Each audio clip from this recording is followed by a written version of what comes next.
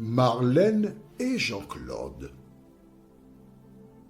te présentent pour 2026 la série qui s'intitule « Voici, il vient ». Merci pour ta fidélité et que l'Éternel continue de t'éclairer tandis que tu découvres la vérité. Tu m'excuseras, je suis content de te retrouver.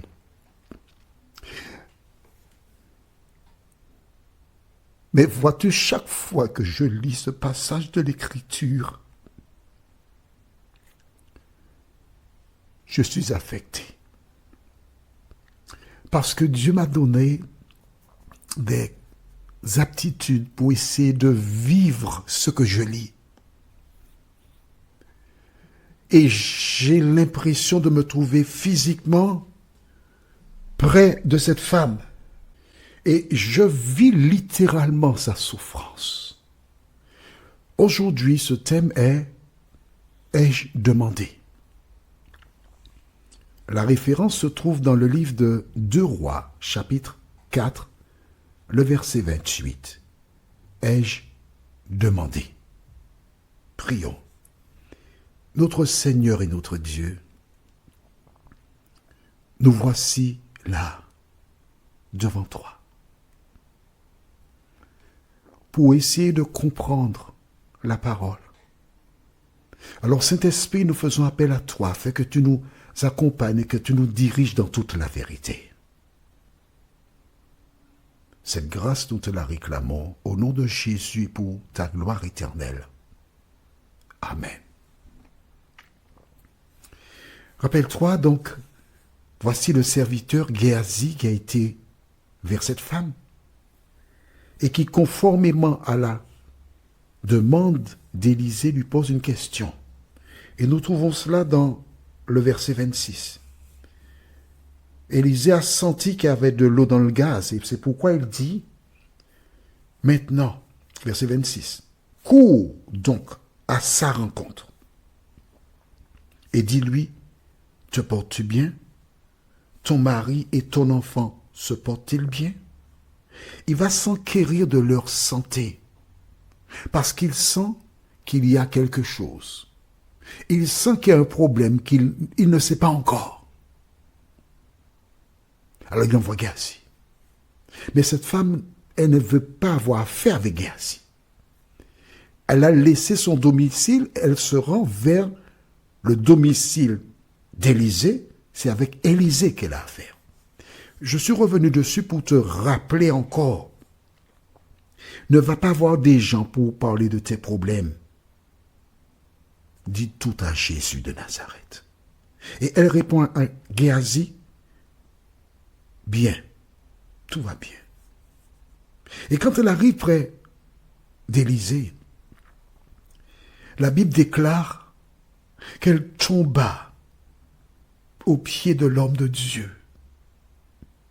Elle embrassa ses pieds.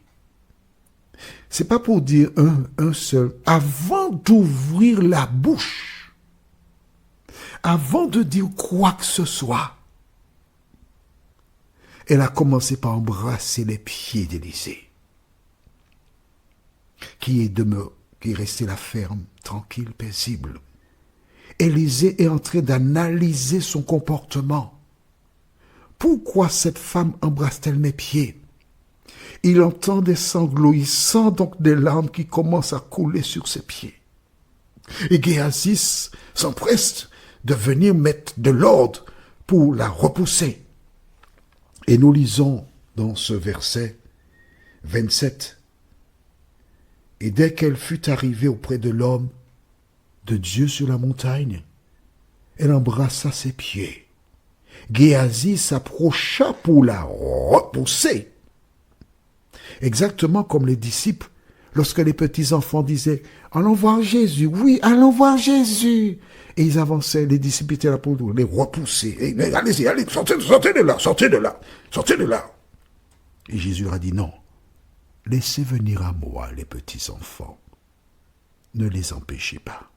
Il y a toujours des individus qui se sentent autorisés pour régenter, pour repousser, pour mettre de l'ordre. Et nous sommes très attentifs à la parole de l'homme de Dieu. Mais l'homme de Dieu dit, laisse-la, car son âme est dans l'amertume. Elle souffre. Elle a un problème. Elle a laissé son domicile pour venir jusqu'ici. C'est parce que son âme est dans l'amertume. Mais encore, qu'ajoute-t-il? Son âme est dans l'amertume.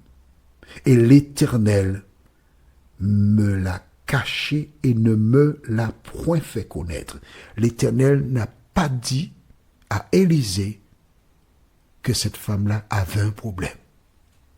Question, pourquoi Dieu n'a pas dit à Élisée que la femme avait un problème? Réfléchis, analyse, j'attends ta réponse.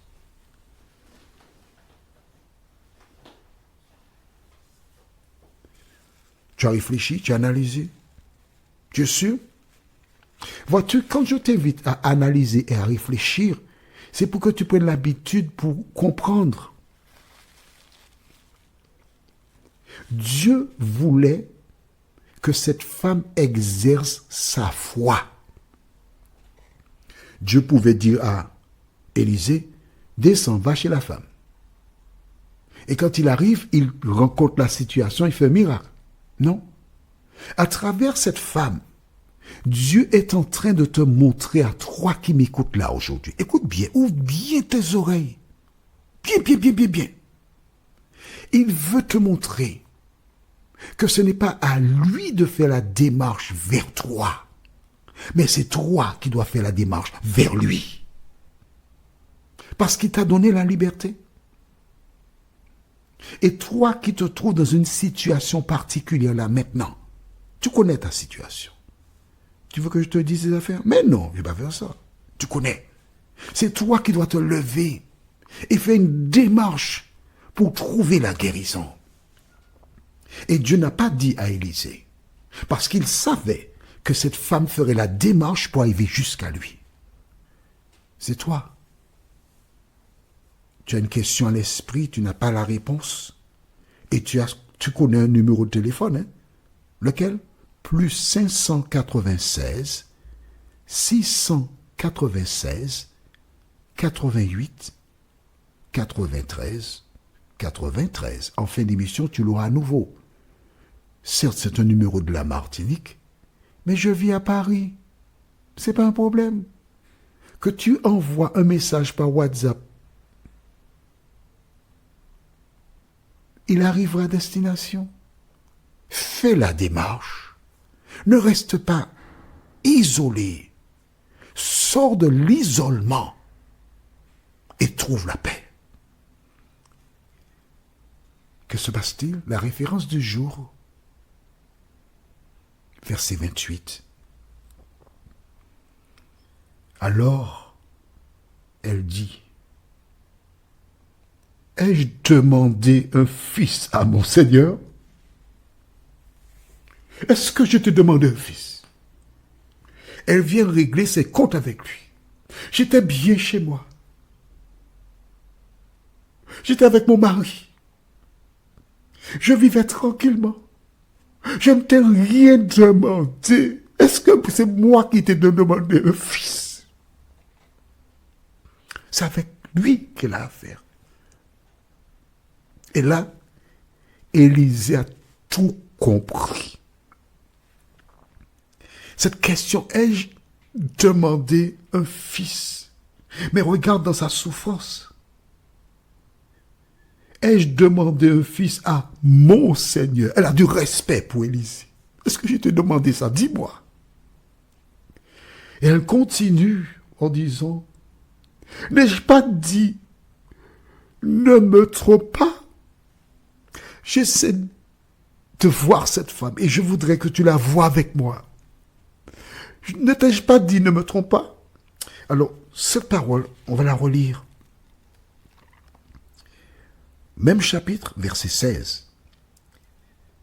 Non, on va lire verset 15, ce sera mieux. Et il dit, appelle-la. Géasi l'appela, et elle se présenta à la porte. Élisée lui dit, à cette même époque, l'année prochaine, tu embrasseras un fils. Et elle dit, non, mon Seigneur, homme de Dieu, ne trompe pas ta servante. Non, non, non, non, non, non, non, non. Dès le départ, elle a dit non. Dès le départ, elle a dit non parce qu'elle se connaît. Dès le départ, elle a dit non parce qu'elle sait que avoir un enfant, c'est pas évident. Alors je m'adresse à toi. Tu es stérile. Tu n'as pas eu d'enfant. Ce récit de la Bible est spécialement pour toi. Spécialement pour toi. Pourquoi elle n'avait pas eu d'enfant? Parce que sa susceptibilité, sa fragilité est si importante qu'il n'était pas nécessaire qu'elle ait un enfant.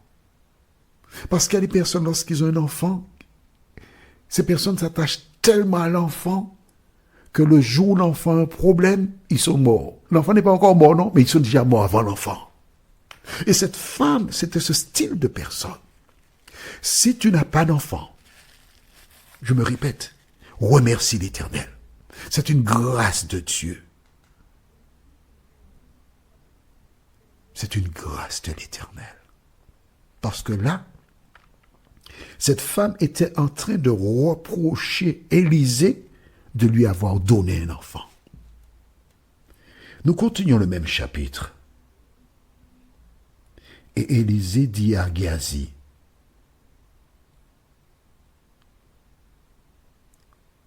il n'a pas demandé ce qui s'est passé. Il a tout compris. Il est en train de réfléchir à une solution. Que fera-t-il? Nous verrons cela ensemble. Reste avec moi, ne lis pas la suite, s'il te plaît, allez. Reconnais que de la manière que je t'explique l'affaire, tu comprends, c'est simple, c'est à la portée de petits-enfants. Notre thème sera « Mon bâton ». Et nous irons dans 2 Rois chapitre 4, verset 29. C'est toujours un verset, tu vois.